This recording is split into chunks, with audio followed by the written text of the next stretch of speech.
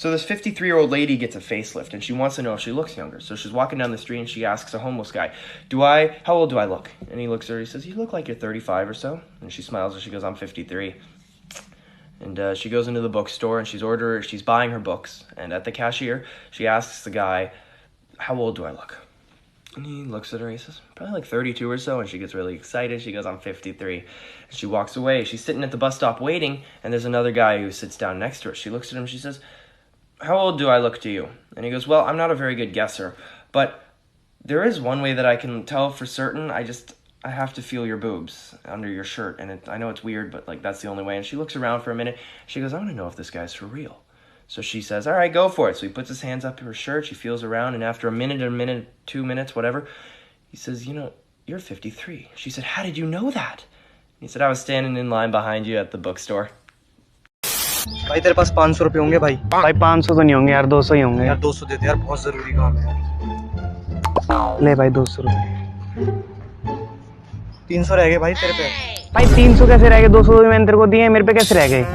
भाई तेरे पास मैथ थी? नहीं भाई। फिर तो तू और अच्छे समझे। मैंने तेरे से मांगे कितने थे? भाई 500 मांगे थे। तूने दिए कितने? 200 दिए। कितने रह गए? 300। ओ अरे गरीबों, लेने गए वापस भी दे दिया करो पैसे। भाई दे दूंगा भाई, बुरा मत दे दियो। जानू, मुझे तुमसे कुछ कहना है। हाँ जानू, बोलो क्या बात है? मैं किसी और से शादी कर रही हूँ, तुम मुझे भूल जाओ। न तेरे आने की खुशी न तेरे जाने का गम, जा बहन जा, दूसरी पटा लेंगे हम। All right, babe, it's story time. Okay. All right. So, it's your first time. You lay back, muscles tightened. He approaches, asking if you're afraid. You bravely shake your head. He has experience, but it's the first time his fingers hit the right spot. He goes deep, you shiver, and your body tenses. But he's gentle as promised. He tells you to trust him. He's done this before. His cool smile relaxes you, and you open wider to let him in. You begin to plead and beg him to hurry, but he takes his time to ease the pain. As he presses closer, going deeper, you feel the tissue give away. Pain surges through your body as you feel a trickle of blood. He asks if it's too painful. Your eyes are filled with tears, but you nod for him to go on. He begins going in and out, but you're too numb to feel him in you. Then you feel a burst inside you as he pulls it out. You're glad it's over with. He looks, smiles, and says you're the most rewarding experience yet. You smile and thank your dentist. After all, it's the first tooth you've ever had pulled. Oh my God. I was getting horny. Hey, babe. Hey, what? Story time. All right, so a boy asked his father, Dad, what's the difference between potentially and realistically?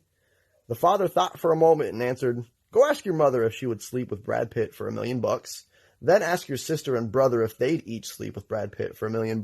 Come back and tell me what you've learned. So the boy asked his mother, Mom, would you sleep with Brad Pitt for $1 million? His mother replied, of course. We could really use the money to fix up the house and pay for your education. The boy asked his sister the same question, and she answered, oh my God, I love Brad Pitt. I'd sleep with him in a second. The $1 million is just icing on the cake. The boy then asked his brother, who replied, of course I would, you dumbass. I could really use the money. The next day, the boy's father asked, so did you find out the difference between potentially and realistically? Yes, I did, the boy answered. Potentially, you and I are sitting on $3 million, but realistically, we're living with 2 hookers and a homo. All right, baby, it's story time. All right, baby, hit me. All right, so a convict escapes from maximum security prison after being locked up for 20 years. He's on the run and needed food, so he decides to break into a house where he finds a young couple in bed, and of course, they're freaked out. So he orders the woman out of bed, ties her to her chair, and then he ties the husband to the bed. The convict then returns over to the woman, straddles her, whispers in her ear, kisses her cheek, and then goes to the bathroom. The husband then says to the wife, honey, he's the escaped convict from the news. He is in prison for 20 years. He probably hasn't seen a woman since. I saw how he straddled you and he kissed you on your cheek. If he wants sex, just give it to him. Do what he wants. Don't resist. Don't complain no matter what, even if it nauseates you. If he's angry, he's going to kill us. Stay strong, honey. I love you. The woman lets out a sigh and says back, honey, he just whispered that he's gay, thinks you're cute, and he's super horny. And he also asked where the condoms were, so I told him they're in the bathroom. I'm glad we're on the same page. Be strong. I love you. Where? Who? You been where? Where who? For real. Oh, really? That's how you feel? Okay, babe. Story time. You ready? Hit me. All right. So Oprah Winfrey, Donald Trump, Barack Obama, and a little girl were on a plane. Well, the plane was having problems, and there were 3 parachutes on the plane. Oprah said, well, I'm the richest woman in the world, so I'm getting one. She took the parachute and jumped out of the plane. Trump said, well, I'm the president, so I get one. And he jumped off the plane. Obama looked at the little girl and said, my dear, you are the future, so you take the last parachute and save yourself. The little girl looked at Obama and said, no, we both get one, because Trump took my book bag. Good. Nice. End story. So there's a dad, and he goes to watch his daughter do her nightly prayers. And she says, God bless Mom, God bless Dad, God bless Grandma, and goodbye, Grandpa. Now the dad's thinking, well, that was weird, until the next morning when Grandpa dies. But it could just be all a coincidence, a great big coincidence. Until a month later, when he watches his daughter do her prayers again, and she says, God bless Mom, God bless Dad, and goodbye, Grandma. And the grandmother dies of a heart attack.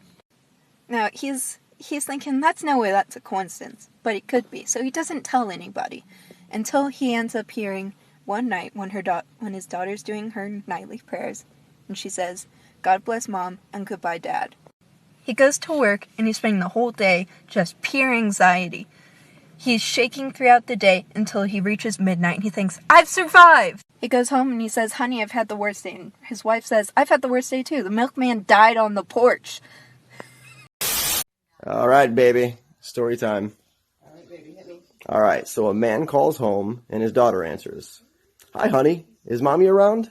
She says, no, Daddy. She's upstairs with Uncle Paul. After a brief pause, he says, but honey, you don't have an Uncle Paul.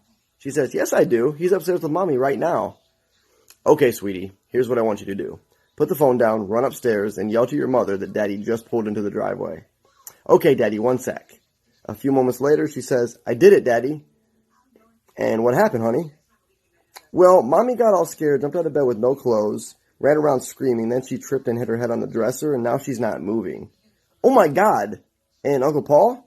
Well, he got scared too, jumped out the window, trying for the pool, but I think he might be dead.